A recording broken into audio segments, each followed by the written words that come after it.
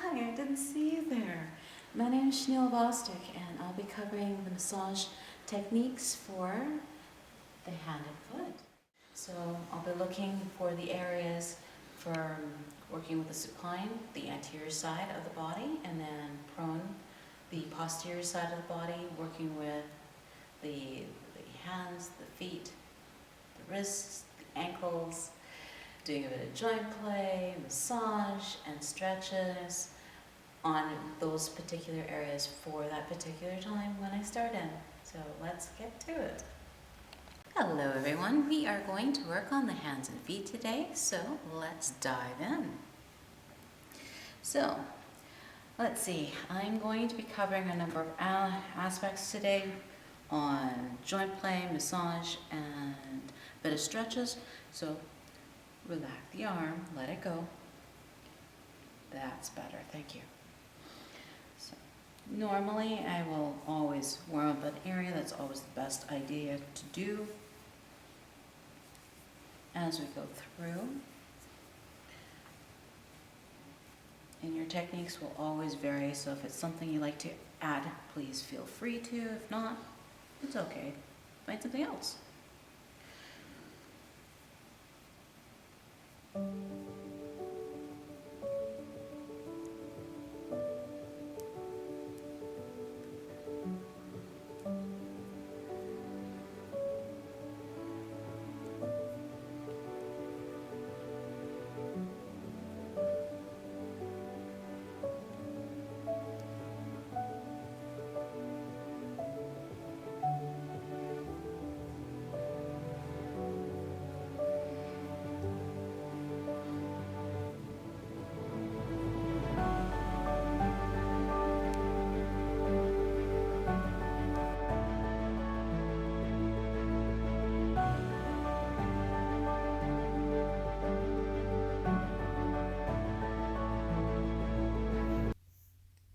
Since thumbs move in many directions, it's best to stretch away from the index finger, also away from the palm surface.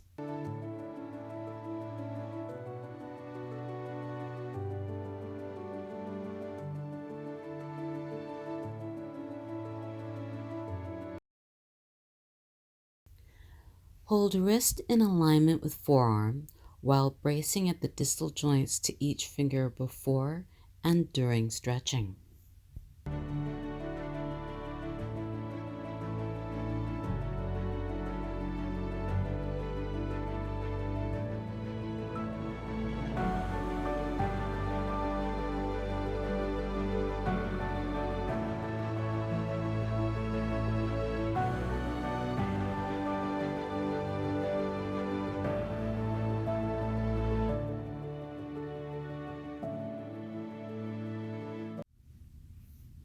Traction offers a bit of distraction to the wrist joint within those stretches without compressing that area and causing discomfort.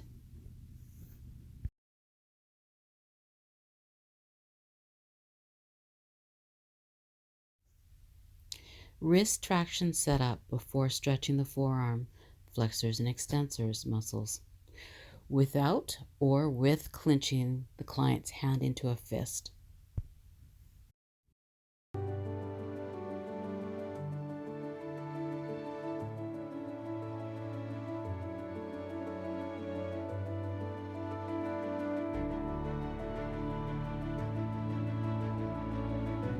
Now we continue on with the foot, so let's do.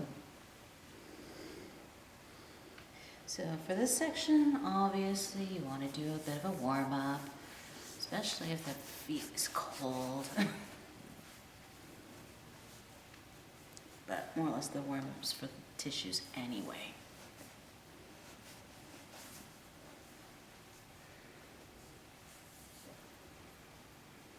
And I've seemed to notice, at least when I get massages done on myself, that not enough attention is given to the Achilles tendon, and it could use a little attention. So just massage through it as well.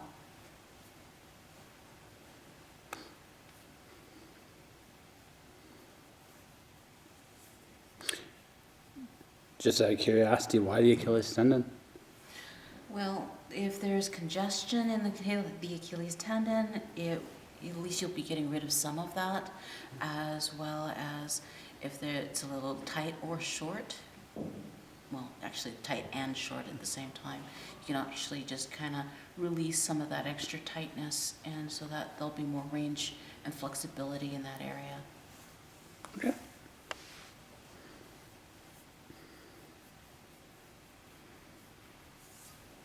Be mindful if the person's got ticklish feet, use more pressure if that's the case.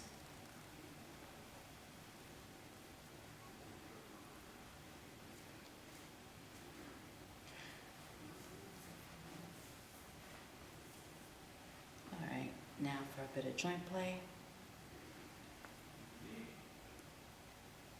I make sure that my thumbs are all along the metatarsals as I do this.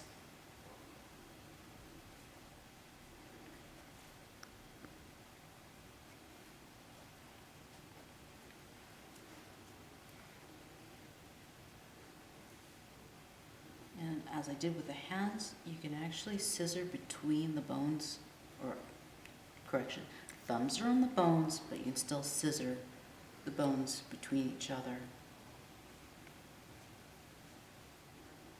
Just using more care as you do it.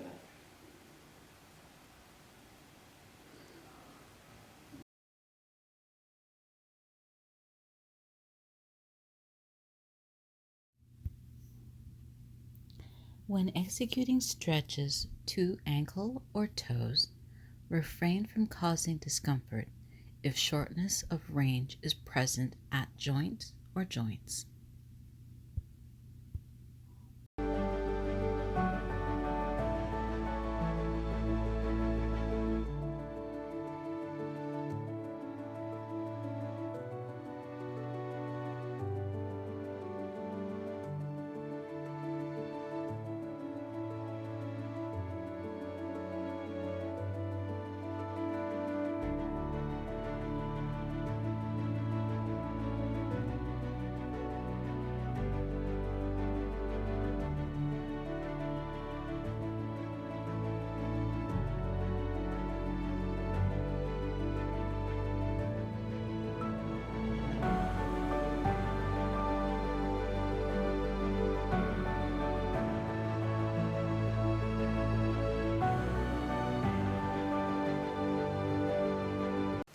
Now for working on the feet from the client being in supine.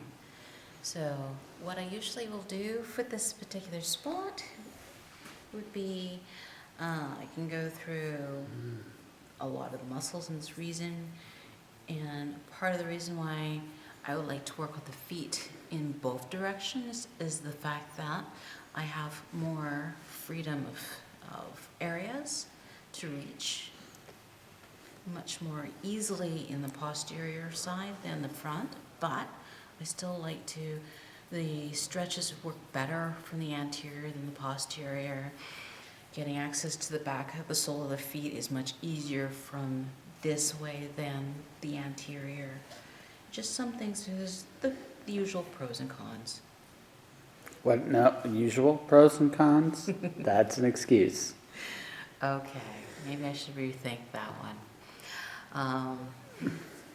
Some things are better, like, as I said, getting access to the sole of the feet is better from this way, but I can still access it from the anterior side. Doing stretches, I can, but it's not as easy. Joint play, it's possible, but the bolster or the pillow can be in the way. So that's why I usually don't worry with that. And it also depends if I move into other modalities. Reflexology, this way is good. Actually, this way is better, in my opinion. But you can do this from the anterior portion as well, depending if you're going to sit or stand. It all depends. So. Okay.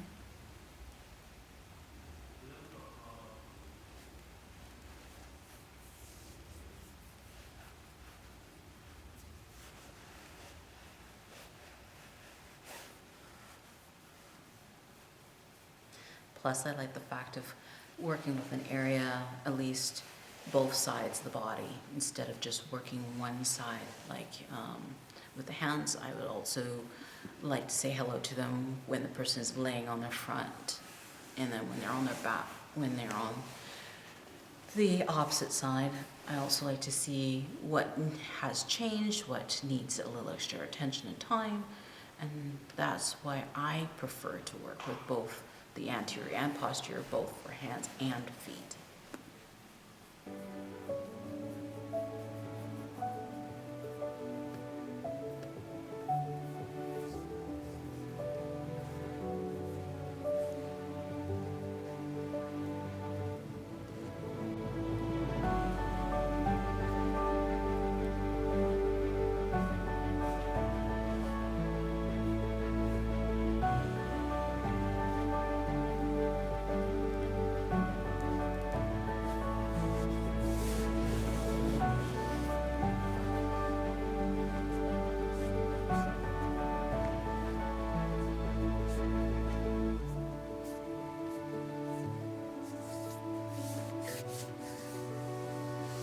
That's out. Thought of one thing about how some of the work that a therapist does tends to make the patient's fingers curl in. Interesting. However, if the guy's really tight or growl, they sometimes will clench, or sometimes they Yeah, will like, straighten their hands out completely. Yeah. So, yeah, like at rest, where my fingers are is they're at rest right now. yeah. But sometimes when she's worked on me before, it's brought in a digit or two. Yeah, that's when I go over your chords, especially to the forearms. That they will see when I get there. Hmm. Okay.